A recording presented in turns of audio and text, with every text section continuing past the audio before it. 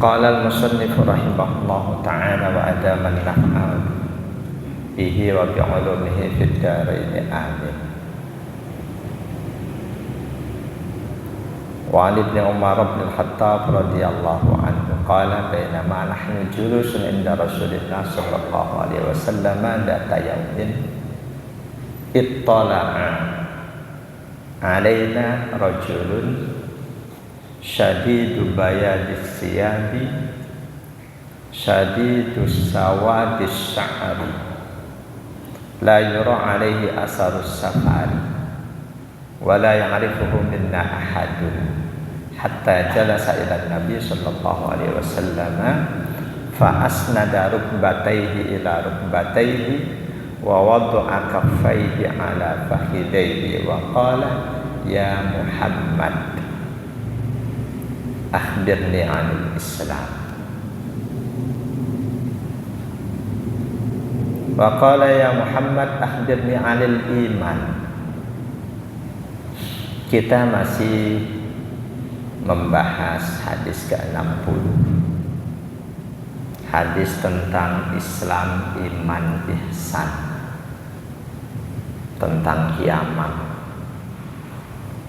tentang pertanyaan malaikat Jibril kepada Rasulullah SAW di hadapan para sahabat radhiyallahu anhum yang tujuannya untuk mengajarkan Islam, iman, ihsan kepada para sahabat Nabi.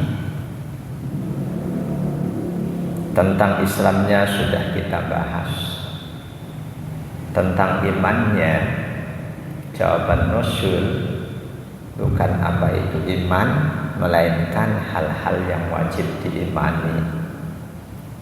Iman kepada Allah, malaikat Allah, kitab-kitab Allah, Nabi dan Rasul Allah. Lalu yang malam ini kita bahas wal yaumil akhir, tentang mengimani hari akhir. Mengimani hari akhir dalam syarah Riyadhus Shalihin, kitab Dalilul Falihin, ditulis oleh Syekh Ibnu Alan Asy-Syafi'i. Wal yaumil akhiri ay bi wujudihi wa mastamala alaihi minal hisabi wal mizani was sirati wal jannati wan nari wa ghairi dzalika mimma nataqa bihil kitab was sunnatus sabitatu. Makna mengimani hari akhir adalah mengimani, meyakini bahwa hari akhir itu memang ada dan akan terjadi. Sekaligus nama-nama lain dari hari akhir. Mengimani hari akhir, mengimani bahwa hari akhir, hari terakhir, paling akhir, setelah itu nggak ada lagi hari, nggak ada hari yang berganti hari.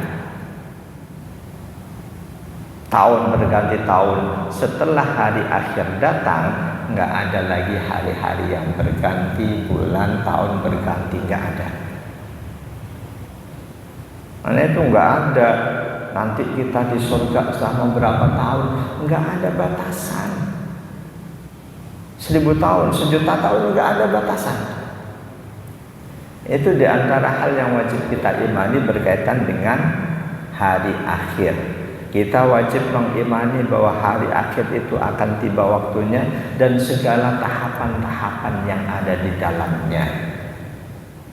Hisab, perhitungan amal, mizan, penimbangan amal baik buruk, asyirat, menitik jembatan untuk masuk ke surga atau kepleset masuk neraka. Surga, neraka, dan semua yang sudah disampaikan Allah dalam kitab Quran juga sudah disampaikan oleh Rasulullah dalam hadis-hadis yang sabit. Semuanya wajib kita imani. Percaya kiamat tapi nggak percaya bahwa di sana kekal abadi, itu nggak sah keimanannya terhadap hari akhir. Nggak percaya adanya perhitungan dengan alasan Allah Maha tahu, nggak pakai hitung-hitungan, nggak pakai timbangan. Allah sudah tahu si A, si B, si C berapa amal baiknya, berapa dosanya. Gua nggak percaya adanya hisab, nggak sah keimanannya pada hari akhir.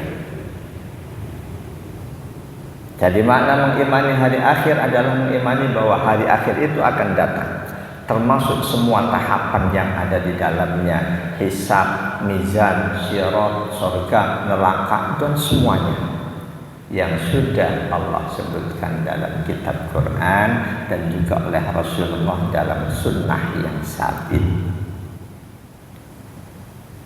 Termasuk nama-namanya ada disebut hari kiamat, banyak di Quran.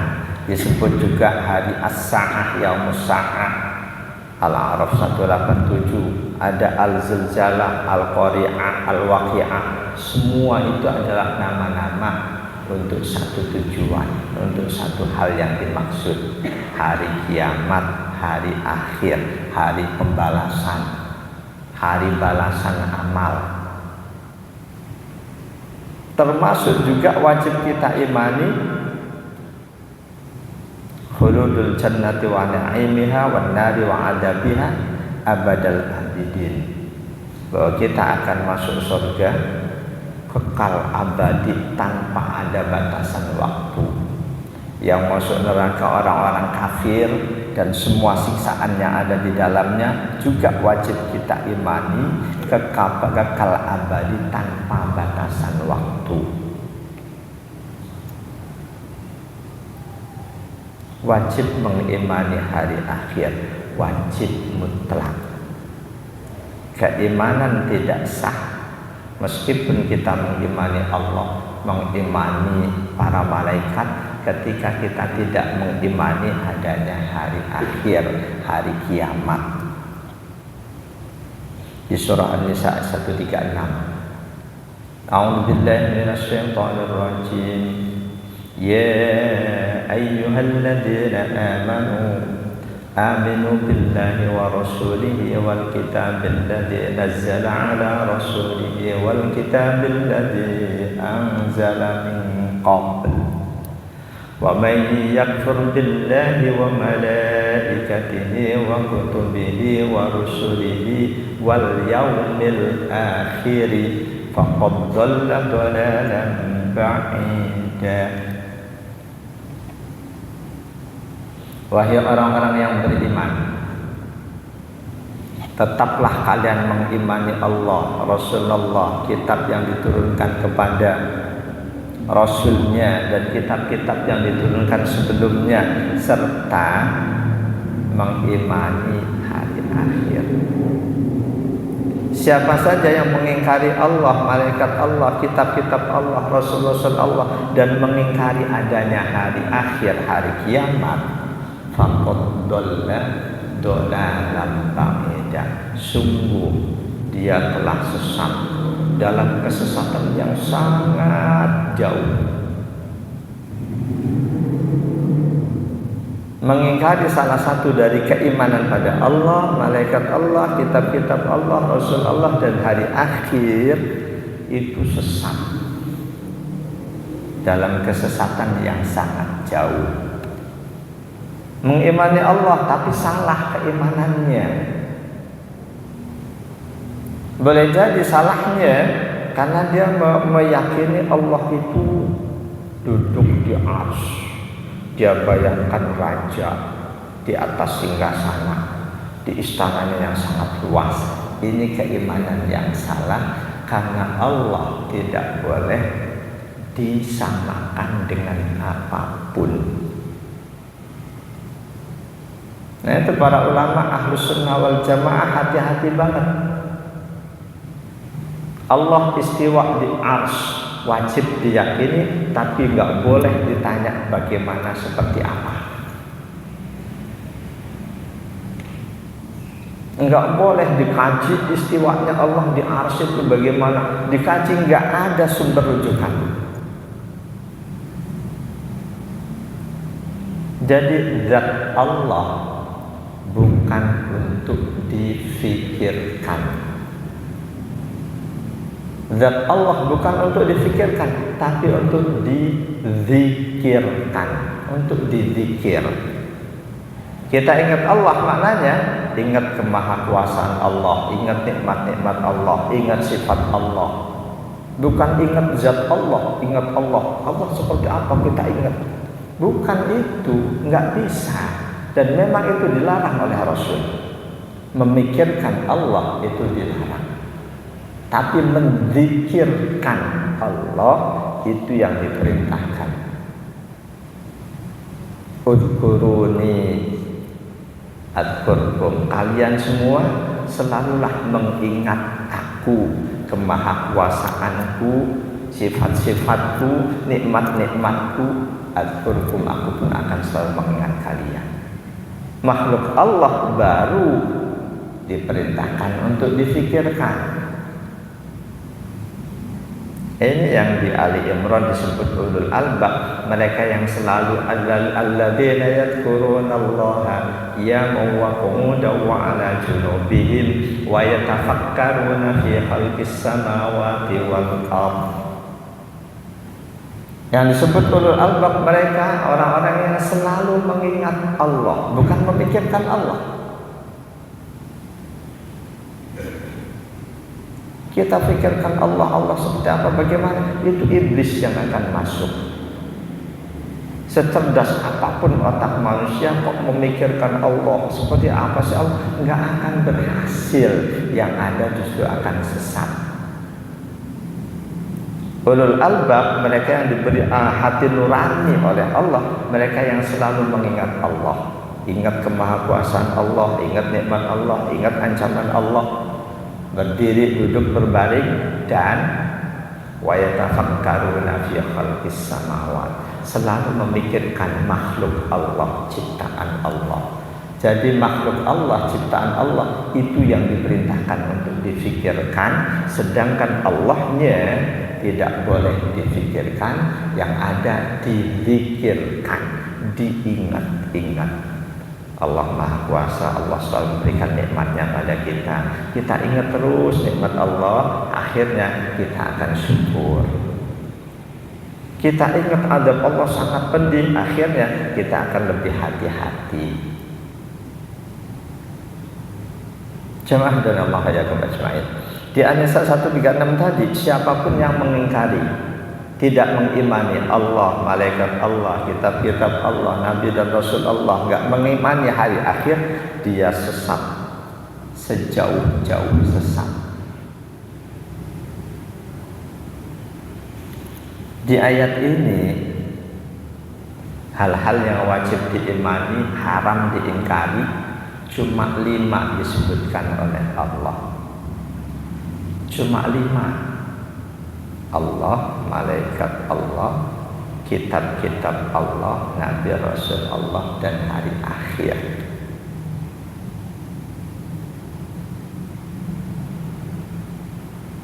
Cuma 5 yang disebutkan oleh Allah. Siapapun yang mengingkari salah satu dari 5 ini, dia sesat sejauh-jauhnya. Sedangkan kita tahu hal-hal yang wajib diimani ada 6. Di ayat ini cuma 5 disebutkan oleh Allah. Bahkan di seluruh ayat Quran enggak ada satu ayat pun yang menyebut lengkap 6 hal yang wajib diimani. Hal-hal yang wajib diimani yang disebutkan dalam satu ayat cuma ayat ini 5. Wajib mengimani Allah, malaikat Allah, kitab Allah, Nabi Rasul Allah, dan hari akhir. Yang menyebut sekaligus iman pada takdir Allah nggak ada. Boleh jadi, dan memang sudah terjadi, muncul orang-orang yang selanjutnya menyimpulkan bahwa rukun iman itu cuma 5, bukan 6. Lihat ayat 136 surah An-Nisa.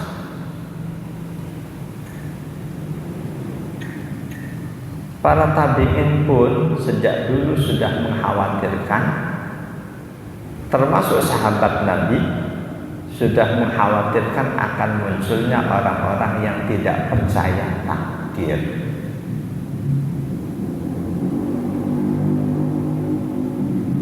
Jadi muncul orang yang berdasarkan An-Nisa 136 menyimpulkan hal yang wajib diimani cuma 5. Enggak ada perintah mengimani takdir.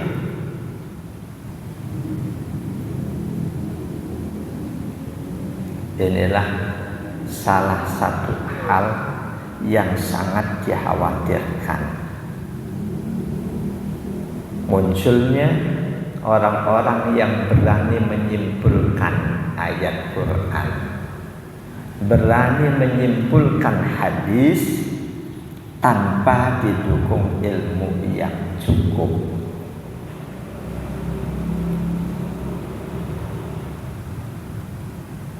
Sahabat Umar bin Khattab sejak dulu hal inilah yang beliau khawatirkan. Munculnya orang-orang Islam yang berani menyimpulkan ayat Quran, berani menyimpulkan hadis tanpa kecukupan ilmu.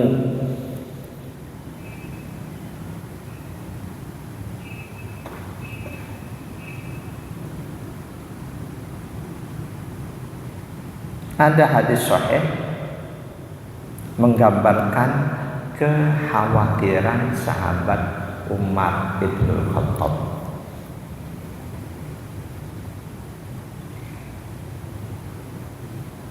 An Ibnu Abbas radhiyallahu anhu qala sami'tu Umar bin Khattab radhiyallahu anhu yaqulu qad khasyitu ayyatuna bin nasi zamanun hatta yaqula qailun ma najidur rajma fi kitabillah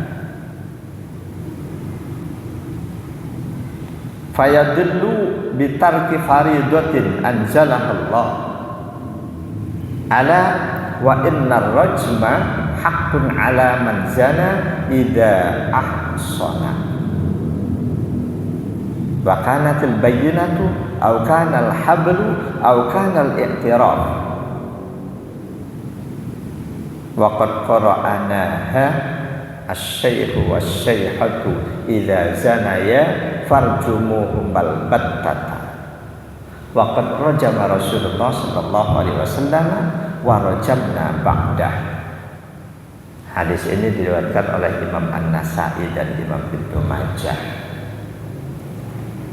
dari sahabat Abdullah bin Abbas radhiyallahu anhu.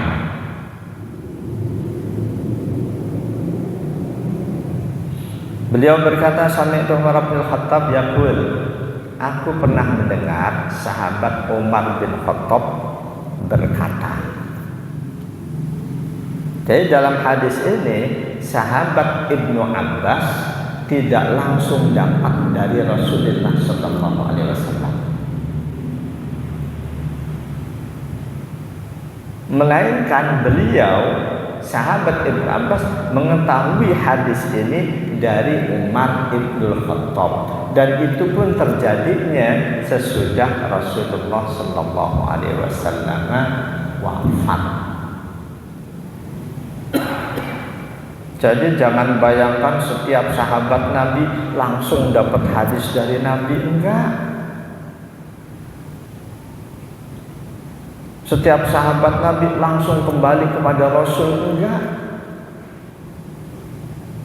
Termasuk di sini sahabat Abdullah bin Abbas, salah satu sahabat utama, salah satu sahabat yang banyak meriwayatkan hadis. Dalam hadis ini beliau dapatnya dari Umar bin Khattab sesudah Rasulullah wafat. Kata sahabat Abdullah bin Abbas, aku mendengar Umar bin Khattab berkata, qad khasyitu ayyatura bin nasi zamanun hatta yaqula qailun. Sungguh aku sangat khawatir semakin lama semakin jauh dari Rasul nanti akan muncul seseorang yang berani berkata mana jidur rajma fi kitabillah, aku tidak mendapatkan adanya hukuman rajam dalam kitab Allah.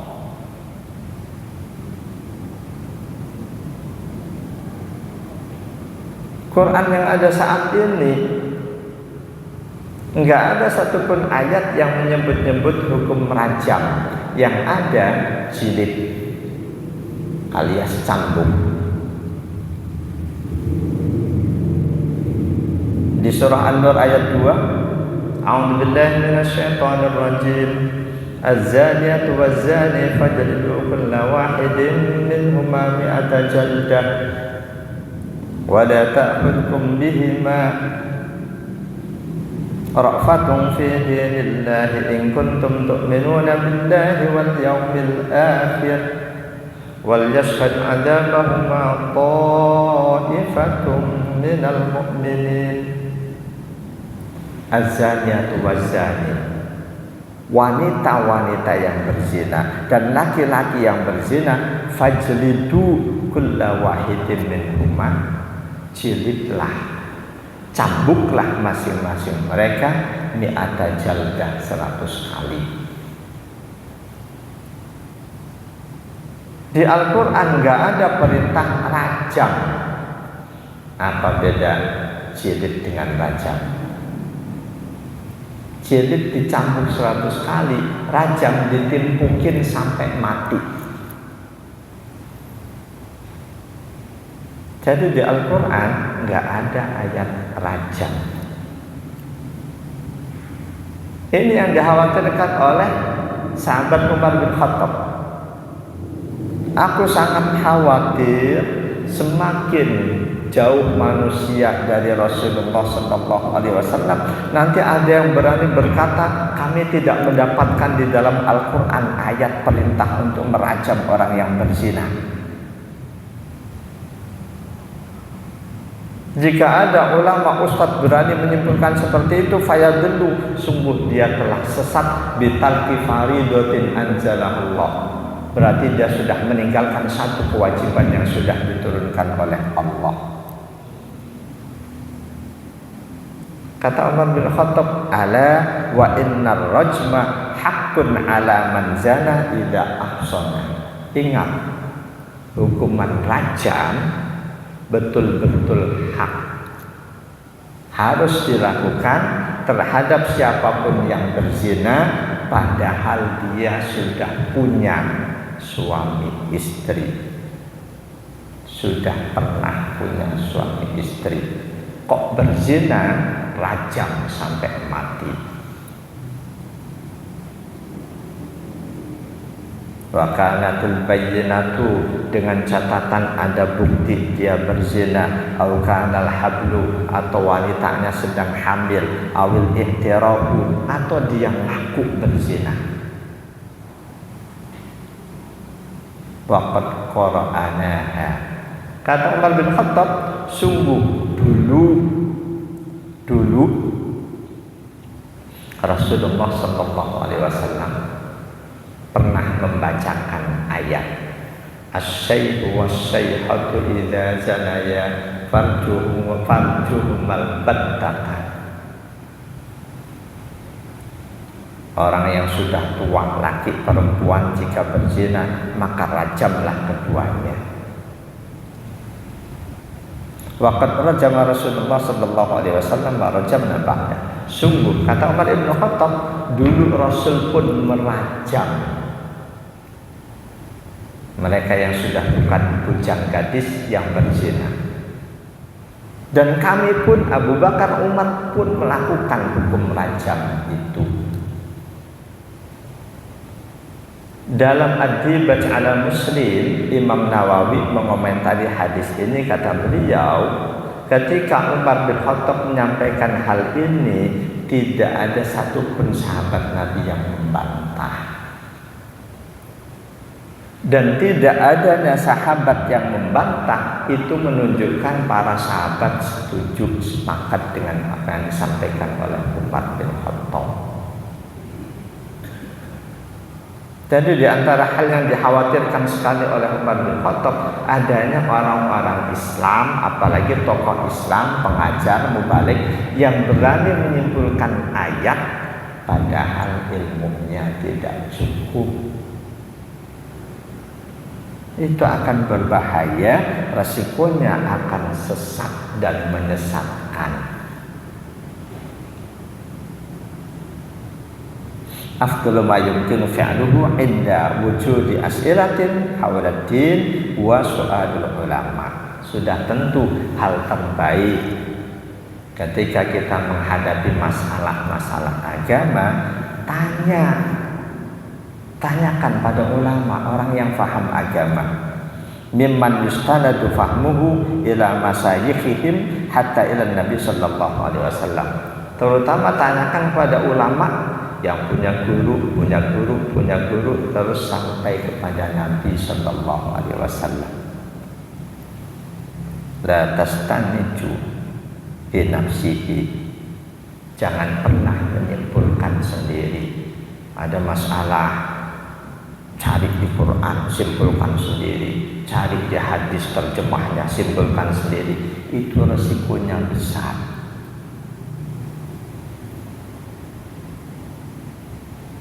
Siapapun yang mengikuti guru, yang punya guru sampai kepada Nabi, berarti dia ikut Nabi melalui guru-gurunya. Contoh hadis tadi, sahabat Abdullah bin Abbas, sahabat utama, ikut Nabi melalui Umar ibn Khattab dalam masalah ini.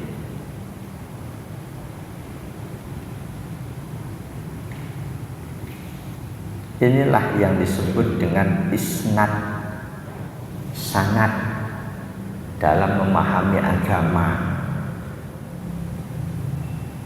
Sanad dalam memahami agama, mengikuti guru sampai kepada Nabi, itu bagian dari ajaran agama. Enggak boleh Quran terjemah, simpulkan sendiri. Ditanya, kamu paham seperti itu? Aku ikut Quran langsung. Gayanya sok. Hadis terjemah, dia simpulkan. Ditanya, kamu tahu seperti itu? Aku ikut langsung, ikut Rasul. Ada tokoh agama yang kampanyenya dalam beragama kita nggak perlu ikut ulama, langsung ikut Rasulullah. Kalau memang nyuruh umat ikut Rasul, ngapain kamu ngajar? Itu gayanya sok-sok benar. Jadi ketika kita mengikuti pemahaman guru yang punya guru sampai kepada Rasul, berarti kita ikut Rasul melalui guru-guru kita, wasilah sana. Hadis tadi banyak hadis yang lain. Itu satu contoh. Sahabat Abdullah bin Abbas dalam perkara hukum rajam tidak langsung ikut Rasul. Beliau ikut Rasul melalui informasi dari sahabat Umar bin Khattab. Jadi sanad, mata rantai pemahaman keagamaan itu bagian dari ajaran agama. Dalam kitab Sahih Muslim, An Abdan ibn Utsman yaqulu sami'tu Abdullah ibn al-Mubarak yaqulu al-isnadu minad-din laulal isnadu laqala man syaa ma syaa. Riwayat Imam Muslim nomor 32. Dari Abdan bin Utsman, beliau berkata, aku mendengar Abdullah bin al-Mubarak, seorang tabi'in, berkata, al-isnadu minad-din, sanad, mata rantai dalam memahami agama itu bagian dari ajaran agama. Laulal isnadu, andaikan sanad dibuang, Andaikan mata rantai dibuang, wasilah dibuang, langsung ke hadis, langsung ke ayat, laqala al-isya'a, laqala man sya'a ma sya'a. Niscaya orang akan ngomong semuanya sendiri. Oh itu hukumnya ini, dasarnya ayat ini, kesimpulan begitu dari mana kamu tahu? Langsung itu ayatnya. Ini bahayanya. Nah itu kampanye langsung kembali ke Al-Quran dan hadis. Andaikan tabi'in Abdullah bin Al-Mubarak mendengar, pasti kampanye itu akan langsung disalahkan. Jangankan kita, sahabat-sahabat Nabi aja tidak langsung dari Rasul. Banyak yang mereka paham agamanya dari sahabat yang lain. Walaupun itu sahabat, apalagi kita yang hidup udah jauh banget. Enggak ada kita tahu hadis langsung dari Rasul. Pasti lewat Imam Bukhari, Imam Muslim dan lain sebagainya. Jemaah dari Allah yakum ajma'in. Masih di Sahih Muslim an Hisam an Muhammad bin Sirin qala inna hadzal ilma dinun fanduru amman ta'khuduna dinakum. Riwayat Imam Muslim nomor 26 dari Hisam radhiyallahu an, beliau mendengar Muhammad bin Sirin, seorang tabi'in. Muhammad bin Sirin radhiyallahu an berkata, inna hadzal ilma dinun. Ilmu ini adalah agama. Agama seseorang pasti dipengaruhi oleh ilmunya. Mereka yang demen, yang nikmat mengadakan majlis zikir, tahlilan karena ilmunya. Yang anti karena ilmunya. Yang kunut subuh karena ilmunya, yang enggak kunut karena ilmunya. Ilmu ini adalah agama. Kata Muhammad bin Sirin, fanduru, karena itu hati-hatilah kamu, telitilah amman ta'khuduna dinakum, dari siapa kamu ambil agamamu, dari siapa kamu ngaji. Ini baik Abdullah bin Al-Mubarak, Muhammad bin Sirin, ini dua-duanya tabi'in besar, muridnya sahabat-sahabat Nabi. Jemaah dan Allah yakum ajma'in. Jadi kalau ada orang yang kampanye dalam agama, rujukan kita langsung Al-Quran dan hadis. Nggak perlu kita ikut ulama. Ada di Bogor sudah meninggal, kembar-kembor, langsung Quran hadis, nggak ada perintah ikut ulama. Terus mengajar tujuannya apa? Ada juga di Sukoharjo juga sudah meninggal, nggak ada perintah Allah untuk ikut ulama, untuk ikut madhab. Yang ada langsung ikut Rasul. Itu kesimpulan yang terlalu dangkal. Memang betul ayatnya seperti itu. Ali Imran ayat 31. A'udzubillahi minasyaitonir rajim. Qul in kuntum tuhibbunallaha fattabi'uni yuhibbukumullahu wa yaghfir lakum dzunubakum. Ini ayat yang dinukil oleh Ustadz di Sukoharjo almarhum, semoga Allah ampuni dia. Sampaikan wahai Rasul pada umatku, jika kalian cinta Allah, ikutilah aku. Ini perintah Allah kepada Rasul. Ikuti Rasul, nggak ada ikuti ulama, ikuti madhab, nggak ada. Orang awam akan berarti ini yang benar. Kalau betul bahwa yang betul itu langsung ikut Rasul, ngapain mereka para ustadz itu ngajar? Mereka lupa bahwa para sahabat Nabi saja tidak semuanya ikut Nabi. Cuma sebagian kecil yang langsung ngambil ilmu dari Nabi. Mayoritas sahabat Nabi ngambil ilmu dari sahabat yang sedikit tadi. Di At-Taubah ayat 122. وما كان المؤمنون لينفروا كافة فلولا نفر من كل فرقة منهم طائفة ليتفقهوا في الدين ولينذروا قومهم إذا رجعوا إليهم لعلهم يحذرون.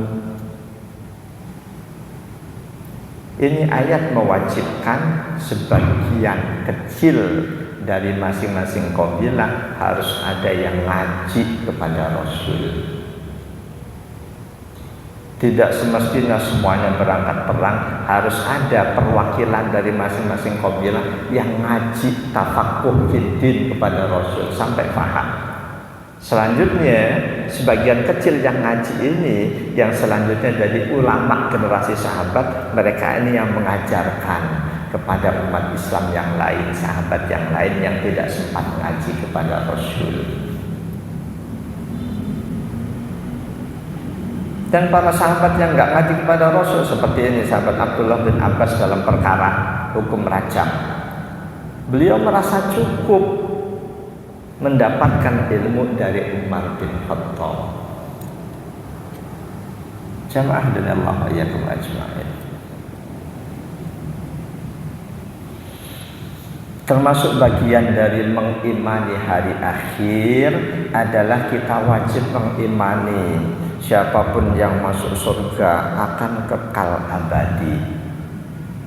Mukmin yang karena dosanya harus masuk neraka dulu, pada akhirnya akan dipindah ke surga kekal abadi. Orang kafir yang masuk neraka akan kekal abadi, kekal selama-lamanya. Nah, dalam memahami ayat-ayat berkaitan dengan hari akhir, berkaitan dengan surga neraka, kita harus sangat hati-hati.